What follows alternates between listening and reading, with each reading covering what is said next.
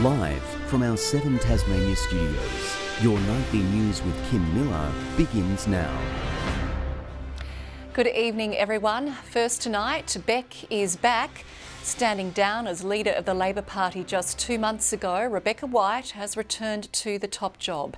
And after a week of chaos within the ranks, she acknowledges there's a lot of work ahead to rebuild the trust of the Tasmanian community. One by one, the cards roll in. Labor MPs once again gearing up to decide on the party's next leader. I'm looking forward to some frank and fearless discussions around the table. David O'Byrne in the top job for just 2 weeks. Today formally resigning in the wake of sexual harassment allegations, leaving his position vacant. What are you expecting to come out of today? Well, hopefully we can move forward. That's it. But I'll be backing Rebecca. Rebecca White arriving at Parliament House with her family, just 12 days after giving birth to her son. The party met for an hour and a half behind closed doors, but the decision was unanimous. Rebecca White emerging, taking her job back after just 2 months, with her deputy ANITA by her side, addressing the media outside Parliament. Everyone ready? All rolling. It's been a very strange few weeks, but I'm really excited to announce that I've been elected unopposed as the Labor Party leader. Her decision to return made after receiving the support of her colleagues. Well, I'd always had the view that the Labor Party, if it needed me, would have me there as the leader if it wanted. But it's left the Greens and the government scathing in their assessments of the party's leadership chaos. Well, we've just seen the Hunger Games play out over the last month in the Labor Party. They're in a mess, they don't like each other, they're fighting over the spoils of defeat. A lot of work now ahead for the embattled party. There's no doubt that the last week's been a pretty difficult time for everybody, but we've come together today and, there is this mood for a full stop, for things to change from this point. Already looking ahead to the next election. It's 4 years away, so there's as we've seen, a week's a long time in politics. Give us 4 years, let us do the work that we need to do, rebuild the trust of the Tasmanian community. We'll work hard. And Meg Symes joins us live now. Meg, what does this mean for the party moving forward? Well, Kim, Rebecca White is still on parental leave until August 16 and ANITA will remain acting leader until then. That being said, she will continue to work from home. Her next step will be a shadow cabinet reshuffle. David O'Byrne has already said he won't be accepting any responsibilities and will likely see Jen Butler brought back in from the cold.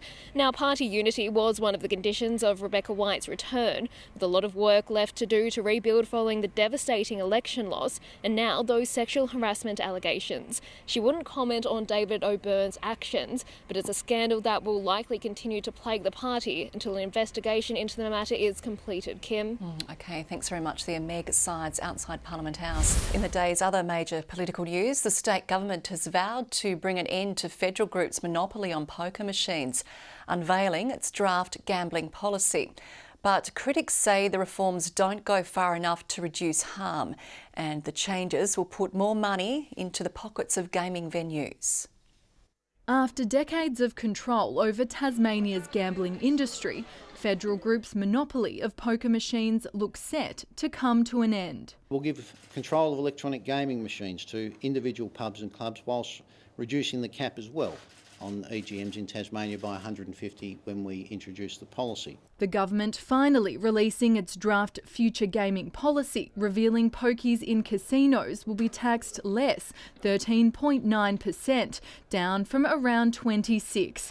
The Premier insisting this will leave Federal Group around $25 million worse off each year. As a result of that package, the state does better, pubs and clubs do better, and Federal Group, unfortunately for them, do much worse. In a statement, the company said it will now consider the full impact of the changes. The government also promising further support for problem gamblers. But social services on the front line say the reforms don't go far enough and are putting lives at risk. What we would like to see is less gaming machines. We'd like to see them run at slower speeds. If they are going to happen, let's have the opening hours reduced. There's a whole range of harm minimisation practices that we could have in Tasmania. Calling for poker machines to be removed completely from some venues. The harm reduction that we need is to take away the thing that's doing the harm. There is no safe level of gambling in pubs and clubs in Tasmania. The draft policy will be released for public consultation before it's introduced to Parliament later this year, where it will be up to lawmakers to implement any changes. It looks like the industry is getting virtually everything they asked for when they wrote the policy. We need to dig into this and ask, where really should we be looking to deliver good outcomes for the Tasmanian people? The new arrangements are due to come into effect on July 1, 2023. AINSLEY, KOCH, 7 Tasmania News.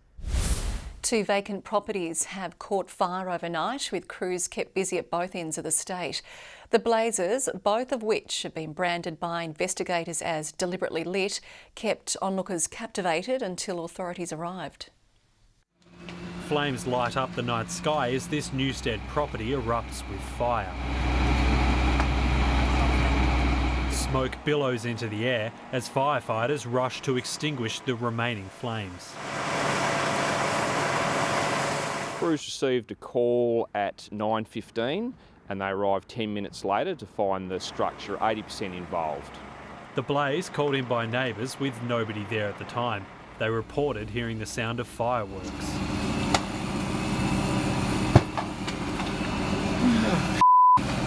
Today, firefighters combed through blackened remains, determining the fire was deliberate. Authorities say the property will need to be demolished thanks to extensive damage, estimated at around $400,000. Another challenge, negotiating asbestos they've found in the roof. Due to the weather conditions today and it being relatively stable, the risk is low to neighbouring properties. On a busy night for the fire service, they also attended a house in Bridgewater just after 9 p.m. On arrival, the back part of the house was fairly well alight. Crews had to do an external attack due to the nature of the building. A tiled roof preventing crews from battling it inside. Investigators believe the blaze to be deliberate. The house was vacant for 4 months with no power attached. Currently we have forensic officers on the scene investigating the matter. Josh Duggan, 7 Tasmania News. An ambulance has been left stuck on its side following a collision with a car in Hobart. Emergency crews were called to the scene on Campbell Street around 11 a.m, blocking the busy road. Police say the ambulance was travelling through the intersection with Macquarie Street under lights and sirens when the incident occurred. Both paramedics were fine. They got out of their vehicle and assessed the other driver as well. Another ambulance showed up, as well as police, and made sure no one was injured. No patients were in the ambulance at the time. The road was closed for about 2 hours while the scene was cleared. All Queensland local government areas except Brisbane and Moreton Bay have been reclassified as low risk by Public Health Tasmania from midnight. Travellers from those reclassified areas will be able to leave quarantine unless they were at high-risk premises, while arrivals will have no restrictions placed upon them. Those from Brisbane and Moreton Bay who will still need to isolate upon their arrival in Tasmania. There's something to be said about Georgetown's spirit after rallying around one of its own. Out-of-luck teenager Caleb COGHILL had his motorbike stolen and crashed his car in the space of a week. Some true saints have moved to turn his fortunes around. Caleb COGHILL has always looked up to Georgetown's senior players, and now he has more reason than ever. I lost my motorbike. It was stolen from South Launceston. It was pretty tragic. Just woke up one morning and it was gone. Adding insult to injury, he then had a car crash on his way to a game. I had no idea what to say. I was so down. But the luckless 17-year-old had the right team around him. All players donated their match payments and the club did its own fundraising to help replace the bike and repair the car. The good news delivered after last weekend's game. At Bracknell, they stood me up in front of everyone, the whole crowd in the footy club, and I was lost for words. I couldn't say anything. Georgetown is famous for its 8 straight flags during the 2000s, but the club says this latest story stands just as proudly.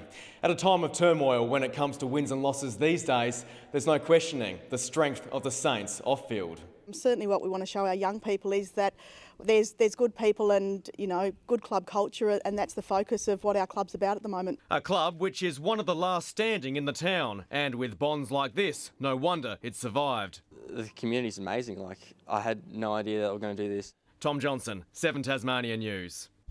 In a renewed bid to encourage Tasmanians onto public transport, additional bus services will travel south. A new express route between Hobart and Huonville will start on Monday, offering more rides in morning and afternoon peak hour.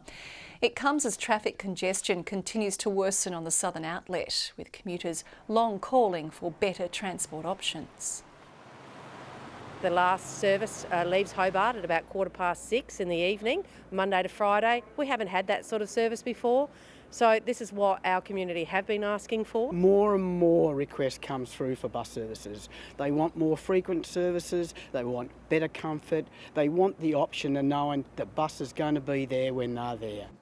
It's the first of several additional bus services to be rolled out over the next year.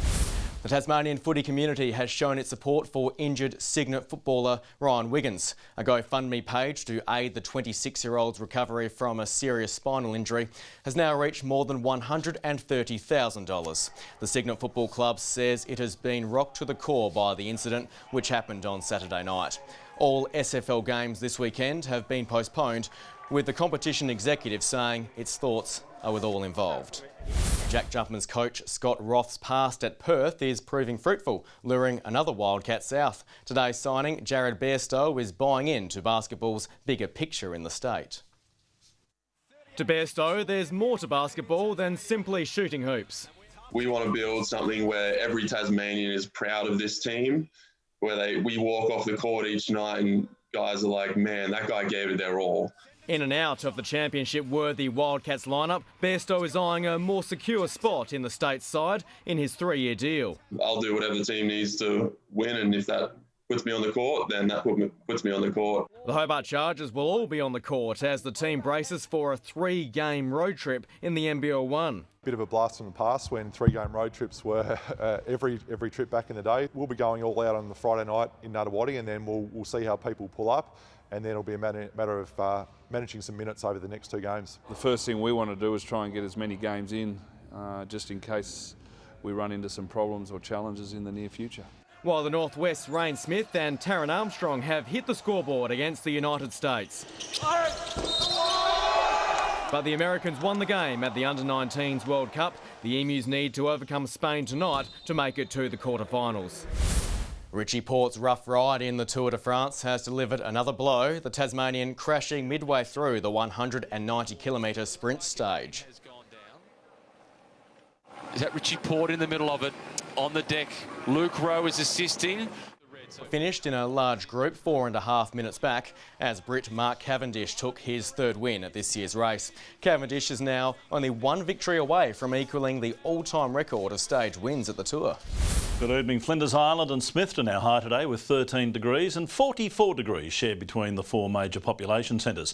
Lyaweenie's thermometer dropped to -6, but no problem. Mercury doesn't freeze until -38.8, so we'll always get a reading from there. King Island 12 degrees, Low Head, St Helens, Strawn, Grove and Bushy Park all 10. Lyoweenie a top of 3. Mostly clear skies over the north and east of the state, just patchy cloud elsewhere.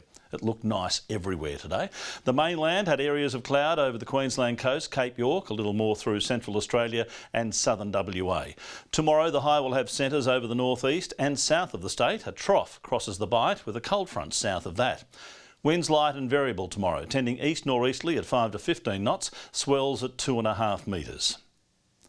And once again we have a road weather alert for icy roads right around the state.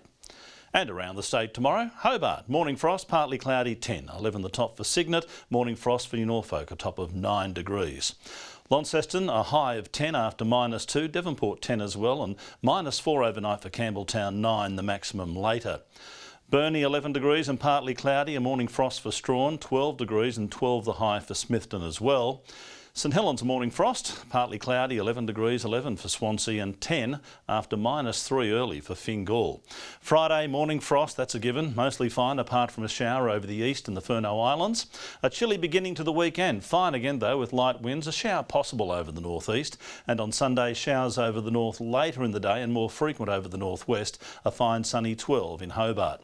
A shower in Perth, partly cloudy for Adelaide, sunny and a cool 13 in Melbourne, just 11 degrees in Canberra after braving a -4 start, partly cloudy in Sydney and a shower in Brisbane. And here are the current conditions, cooling right down, just 4 in Launceston right now. That's the weather for World Chocolate Day, July 7, when chocolate was introduced to Europe in 1550. But the cacao bean for sweet treats dates back to 1100 BC, Kim. It also marks the day that an Egyptian mummy was discovered covered in nuts and chocolate. It was Pharaoh Rocher. Oh, that's very good. Don't just talk about it. Where's my chocolate, Merv? That is your news for now. We'll have updates later tonight. Thanks for your company this evening. Good night.